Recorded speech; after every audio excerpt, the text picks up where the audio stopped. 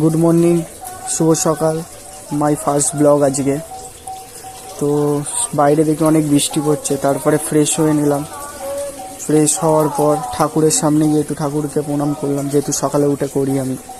Cycle নিয়ে বেরিয়ে পড়লাম কাজে যাব বলে। বাইরে দেখি অনেক বৃষ্টি হচ্ছে, তো বৃষ্টির জন্য ছাতা নিয়ে নিলাম, ছাতাটা খুলে নিই। তারপরে গেটটা খুলে দেখি রাস্তায় ভালোই জল ছিল।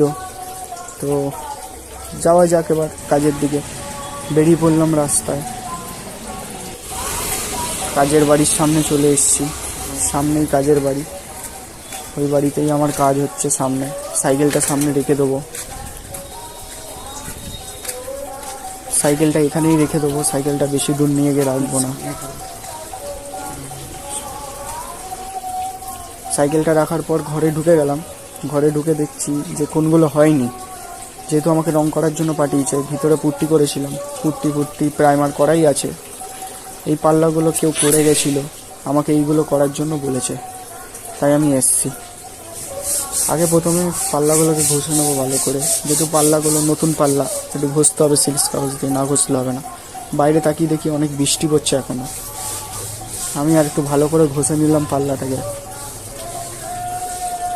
তারপরে রঙের কৌটোটাকে নামিয়ে দেখলাম যে কতটা রং করে গেছে যিনি করেছিল আগে।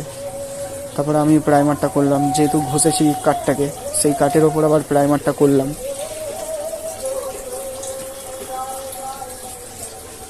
এইটা প্রাইমার হয়ে গেছে, আর এইটা প্রাইমার এখনো হয়নি, কিন্তু করব। কাজ শেষ হয়ে গেছে, এবার দরজাটা আমি দিয়ে দিলাম, দিয়ে সাইকেলটা নিয়ে বেরিয়ে পড়বো বাড়ির দিকে। তো বন্ধুরা, ব্লগটা কেমন লাগলো আপনারা জানাবেন।